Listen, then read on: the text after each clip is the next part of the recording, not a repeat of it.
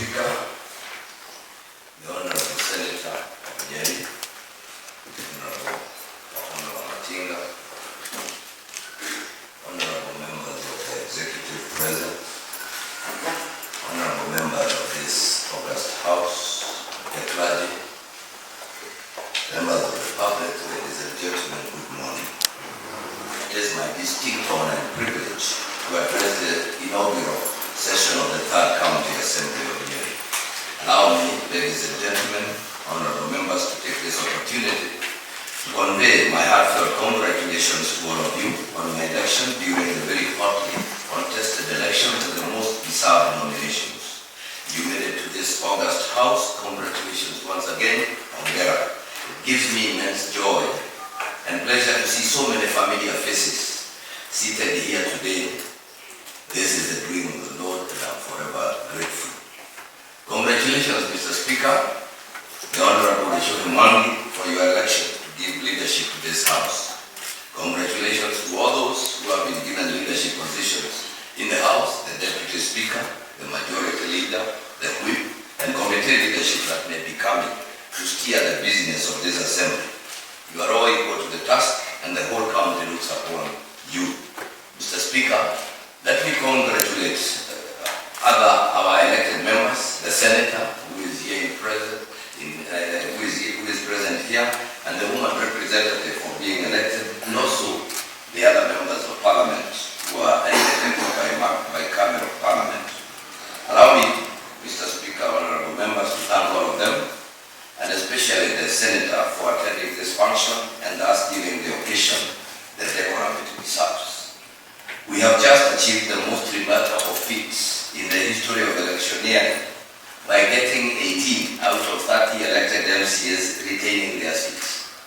This accounts for 60% re-election, which is no mean feat. This is in stark reality and contrast with only 2 MCAs who are re-elected in the previous assembly, famously known as Kahiga. This has very close correlation with my own re-election, where the voters gave me an overwhelmingly 65% of the vote.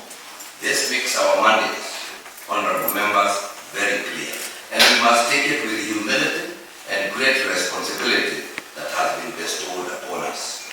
This is what I would aptly call the peace dividend. We resolved to collaborate, work together, talk and resolve our differences amicably for the benefit of our common goals. Who graciously put us into office. I intend to maintain the same open door policy to the members of this House, to maintain this tradition that has yielded immense benefits to the people of Nyeri. We have together defined that the term oversight is not synonymous with bickering and unending destructive fighting, but constructive dialogue that indeed includes service delivery. Mr. Speaker, honorable members, we are all agents of devolution, both the executive and the legislature. The concept of devolution is predicated in the constitution adopted in Kenya, involves the creation, the concept of devolution as predicated in the constitution adopted in Kenya involves the creation of 2 levels of government, national government and county government, that are coordinated but not subordinate to each other. Both levels are created and protected by the Constitution. The functions and resources for discharging the functions assigned to each level are clearly defined in the Constitution, and none of the levels is an agent of the other. It is now your job to legislate and oversight responsibility, building on the lessons learned from the last assembly as we work together to build the future that we envisage for generations to come. We are overwhelmingly a Kenya Kwanza majority with a clear hustler nation mandate.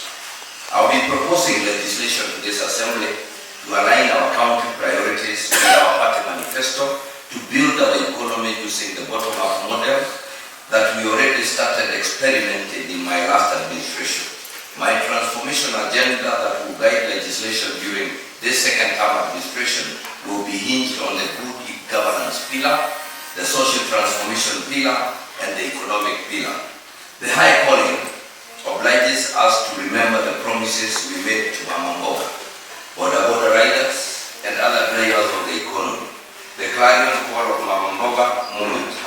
commission the election of most of us into this house, I included.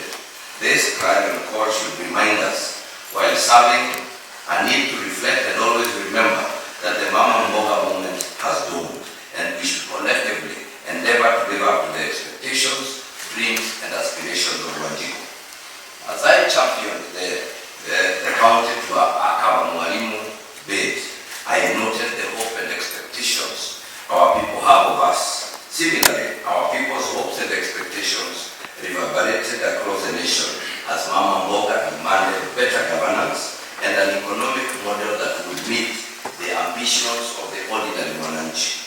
It is the same tune that rallied the whole country to a bottom-up movement that saw His Excellency William Samoei Ruto and His Excellency Rigathi Gachagua, our son, ascend to the highest offices in our country.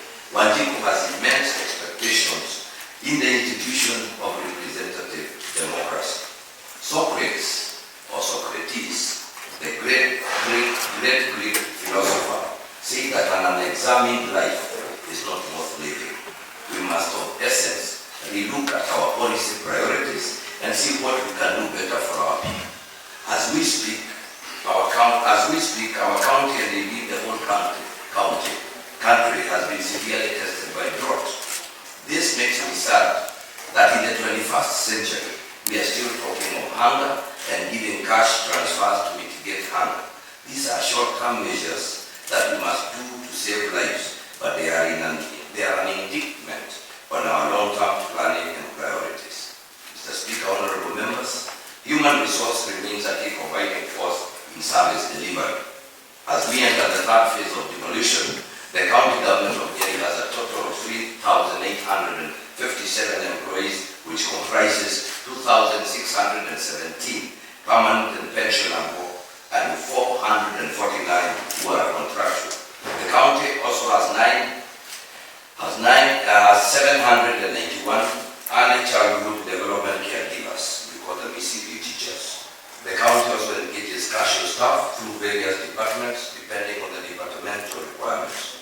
Mr. Speaker, in the good governance pillar, we have offered training opportunities for 800 youth interns through the Governor's Internship Program and absorbed about 50 attaches in various county departments, and over 3,000 have benefited through industrial attachment. We have ensured that our employees are paid on time, formulated and legislated over 40 policies and laws, and we thank this Assembly and the former Assembly. We further established governance structures to provide quality, efficient, and effective services. We have established oversight bodies such as the Internal Audit Committee, County and Sub-County Alcoholic Drinks Control Committees, the Nyeri Municipal Board, and Governance Delivery Unit. We have recruited and trained 300 enforcement officers, engaged the public through public participation and civic education forums in the budget and economic meeting forums that comprise professionals and focus groups. Mr. Speaker, allow me to highlight the commitments that I made under the good governance pillar. With the honorable members' support, we will create and sustain a highly motivated and responsive public service.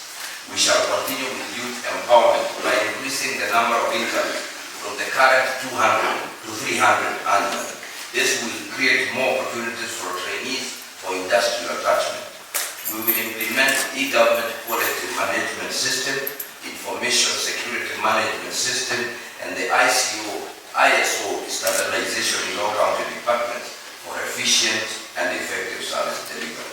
Honorable Speaker, in order to operationalize the executive arm of our county government, I will in due course put in place an organizational structure which will assist in defining the roles of each member of staff in the staff establishment. I'll be forwarding a list of proposed members of my executive committee as well as chief officers of the department for vetting and approval. We request that when that list comes, that you expedite the task and allow us to get down to the business of governance. In the executive arm of government, we are improving our physical structures in our sub-county offices to improve people's access to government services.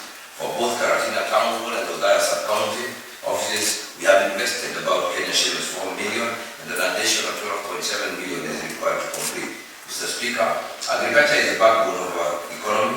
However, it is largely subsistence and trade dependent, with a multiplicity of challenges, including high cost of inputs and less than adequate extension services. We shall support the modernization and commercialization of agriculture with a focus to make farming an attractive business and just a way of life and career for young people by promoting agribusiness.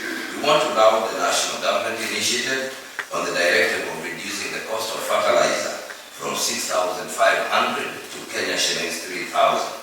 My government is in collaboration with the national government to remove the bottlenecks that plagued such interventions in the past.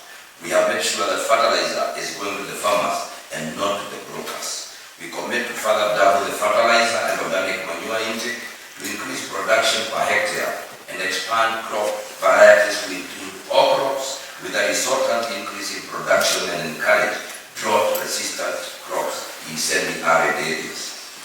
Mr. Speaker, honorable members, in agricultural transformation, we have improved the value chains by procuring 23 coolers and 1 milk pasteurizer. Provision of artificial insemination services, or AI, the dairy breed has improved. We have worked on 234 ponds, which we have rehabilitated and installed 114 pond liners, and restocked 944 ponds with monosex filament.